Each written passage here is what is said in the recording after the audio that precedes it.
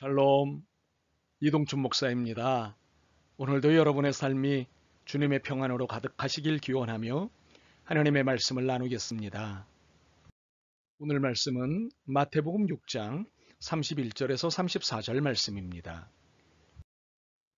그러므로 염려하여 이르기를 무엇을 먹을까, 무엇을 마실까, 무엇을 입을까 하지 말라.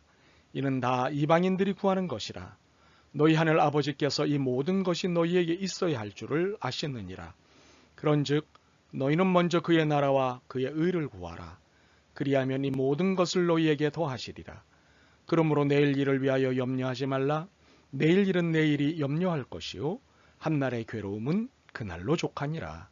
아멘. 마태복음 6장 31절에서 34절을 본문으로 염려는 도움이 되지 않습니다. 라는 제목의 말씀을 나누겠습니다. 안녕히 주무셨습니까? 진지 드셨습니까? 오래전부터 우리 민족에게는 이 두 가지 인사말이 일상화되어 있습니다. 안녕히 주무셨습니까는 외세의 침략에 늘 불안해하던 시절에 밤새 아무 일 없었느냐는 뜻이었습니다. 진지 드셨습니까는 못 먹고 못 살던 보릿고개 시절에 밥이나 제대로 드셨느냐는 뜻이었습니다. 이런 인사가 오늘까지 통용되고 있습니다. 우리 민족은 지정학적으로 늘 불안한 민족임에 틀림없습니다. 사방이 강국으로 둘러싸였기에 편안한 날이 별로 없었습니다. 그러다 보니 불안을 전제로 한 인사가 일상화되었던 것입니다. 그래서 우리 민족의 정체성에 염려라고 하는 부정적 심리가 영향을 미친 것 같습니다. 그래서인지 우리나라 사람들과 대화를 나누다 보면 긍정과 격려보다는 부정과 비판이 더 많은 것을 보게 됩니다. 이것은 대화만이 아니라 생각과 행동에서도 마찬가지입니다. 오늘날 서구의 사상 중에 긍정적인 사고라는 철학이 우리에게 들어와 생각이나 대화나 행동의 많은 부분이 긍정적이 되긴 했습니다.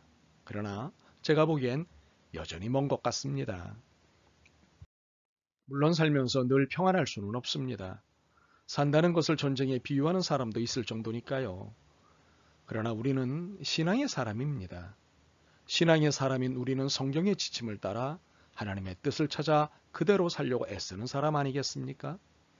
성경은 분명하게도 우리에게 염려하지 말라고 말씀하십니다. 우리가 그 어떤 이유를 둘러대도 여전히 염려하지 말라고 명령까지 하십니다. 심지어 염려는 신앙인이 하는 것이 아니라고 강하게 말씀하십니다. 그래서 오늘 우리는 염려하지 말라고 말씀하시는 하나님의 이유를 살펴보려고 합니다. 오늘의 본문은 소위 산상수훈이라 일컬어지는 말씀의 중간에 있습니다. 이 산상수훈은 러시아의 문호 톨스토이가 일생 동안 매일 읽고 묵상한 말씀이기도 합니다. 그는 모든 이들에게 산상수훈처럼만 살면 이 세상은 천국이 됩니다 라고 했을 정도로 산상수훈을 사랑했습니다. 어쩌면 예수님의 모든 사상이 이 산상수훈에 전부 함축되어 있다고 해도 과언은 아닐 것입니다. 그렇다면 오늘의 본문은 이유 여하를 막론하고 지켜야 할 말씀임에 분명합니다. 오늘의 본문은 31절부터입니다만 19절부터 시작된 것임을 말씀드려야겠습니다. 예수님은 보물을 하늘에 쌓아두라는 말씀을 하시는 중에 우리가 관심을 갖고 있는 염려의 문제를 다루셨습니다. 예수님이 인간들 안에 있는 깊은 문제가 무엇인지 보니 그것은 다름 아닌 물질의 문제였던 것입니다. 그리고 그 물질의 문제에 고민하다 보니 그것이 염려로 표현되고 있는 것을 보셨습니다. 결국 모든 인간이 하나님께서 허락하신 축복의 세계를 괴로움의 세계로 착각하며 살고 있는 것을 보셨던 것입니다. 다르게 표현하자면 세상의 모든 일을 물질과 연관하고 있고 그 물질을 두려움의 대상으로 생각하며 살고 있는 불쌍한 인간들의 모습을 보신 것입니다. 이로 인해 하나님을 온전히 섬겨야 할 신앙인들이 물질과 하나님 사이에서 우왕좌왕하는 모습을 보셨습니다. 이러한 모습을 보신 주님께서 입을 열어 말씀하십니다. 25절입니다. 그러므로 내가 너희에게 이르노니 목숨을 위하여 무엇을 먹을까, 무엇을 마실까, 몸을 위하여 무엇을 입을까 염려하지 말라. 목숨이 음식보다 중하지 아니하며 몸이 의복보다 중하지 아니하냐. 주님은 먼저 염려하지 말라고 말씀하십니다. 그리고는 염려가 생기는 이유를 곧바로 말씀하십니다. 목숨이 음식보다 중하지 아니하며 몸이 의복보다 중하지 아니하냐? 주님은 무엇보다도 염려가 가져오는 여러 악영향 중에서도 축복을 막는 가장 큰 적임을 말씀하신 것입니다. 그런데 이 말씀에서 눈에 띄는 것은 주님은 목숨과 몸을 먹을 것과 입을 것에서 구분시켜 놓으신다는 것 사실입니다. 이 구분에는 이유가 있으십니다. 즉, 자신의 목숨과 몸을 먹을 것과 입을 것에서 구분시키지 못하면서부터 염려가 시작되기 때문입니다. 보십시오. 우리의 목숨과 몸이 얼마나 귀합니까? 그런데 먹을 것과 입을 것이 더 중요하다고 하면 이것은 문제가 있는 것 아니겠습니까? 생명이 없는 먹을 것은 무슨 의미가 있겠으며 몸이 없는 입을 것은 어떤 의미가 있겠습니까? 이처럼 염려는 생명의 귀중한 가치를 망각할 때부터 시작되는 것입니다. 우리들의 삶의 가치를 먹는 것과 입는 것에 둘 때 염려는 싹터 오른다는 사실입니다. 이제 주님은 25절을 전제로 26절에서 32절까지 해서 염려의 무용성을 설명하십니다. 생명의 가치를 망각하거나 무시해서 생긴 염려의 무용성을 설명하십니다. 27절을 보겠습니다. 너희 중에 누가 염려함으로 그 키를 한 자나 더 할 수 있느냐? 키가 안 자란다고 염려하는 순간 키가 1cm씩 자란다거나 몸무게가 너무 나간다고 염려하는 순간 몸무게가 1kg이 빠진다면 주님은 염려를 적극적으로 추천하실 것입니다. 아마 염려는 최고의 히트작이 될 것입니다. 만인의 사랑받는 정신세계가 될 것입니다. 그러나 지금까지 염려함으로 문제를 해결한 일이 단 한 건도 없었다는 사실입니다. 오히려 일이 미궁으로 빠지거나 혹은 건강을 해치는 쪽으로 결과가 나올 뿐이었습니다. 결국 염려는 백해무익한 것입니다. 그러므로 염려하지 말아야 합니다. 더욱이 염려는 세상 사람들이 하는 것이지 신앙인이 하는 것이 아닙니다. 좋은 것도 많은데 굳이 나쁜 것을 배울 필요는 없지 않겠습니까? 쥐에게 암페타민을 놓으면 지나치게 활동이 활발해져서 막 돌아다닌다고 합니다. 너무 빨리 움직여서 이 쥐들은 제명을 살지 못하고 일찍 죽는다고 합니다. 실험실에서 암페타민을 주사하지 않은 쥐를 암페타민을 주사하여 지나치게 활동적이 된 쥐들 사이에 놓았다고 합니다.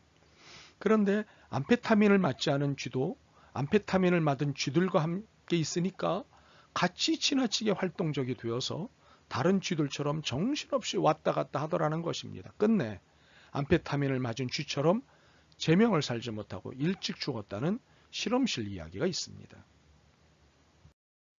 우리의 염려가 무엇입니까? 다른 사람들이 먹고 마시는 것, 입는 것을 쫓아가다가 끝내 자기도 제명을 살지 못하는 것이 바로 우리의 염려가 아니겠습니까? 염려는 무용성으로 끝나지 않습니다. 염려는 우리에게 해를 가져옵니다. 28절과 29절에 다음과 같은 말씀이 나옵니다. 너희가 어찌 의복을 위하여 염려하느냐? 들의 백합화가 어떻게 자라는가 생각하여 보라. 수고도 아니하고 길쌈도 아니하느니라. 그러나 내가 너희에게 말하노니 솔로몬의 모든 영광으로도 입은 것이 이 꽃 하나만 갖지 못하였느니라. 솔로몬의 옷조차도 백합화의 영광을 쫓아가지 못한다고 말씀하신 것입니다. 이 말씀은 우리들의 입는 옷이 백합화의 영화보다 못하다는 뜻이 되기도 합니다. 그러나 이 말씀이 강조하는 바는 이것에 있지 않습니다. 솔로몬의 의복은 백합화보다 못합니다. 그러나 솔로몬의 영광이 백합화보다 못한 것은 아닙니다. 솔로몬의 영광은 의복에 있지 않기 때문입니다. 솔로몬 자신 안에 있습니다. 솔로몬의 삶 안에 있습니다. 다시 말해 솔로몬의 의복이 영광이 아니라 솔로몬 자신이 영광이라는 말입니다. 이처럼 우리의 영광은 우리의 의복에 있는 것이 아닙니다. 우리 자신 안에, 우리의 삶 안에 있는 것입니다. 그러므로 우리가 무엇을 먹고 입느냐에 따라 우리의 가치가 결정되는 것이 아닙니다. 우리 자신이 이미 하나님 안에서 가치 있는 존재라는 말씀입니다.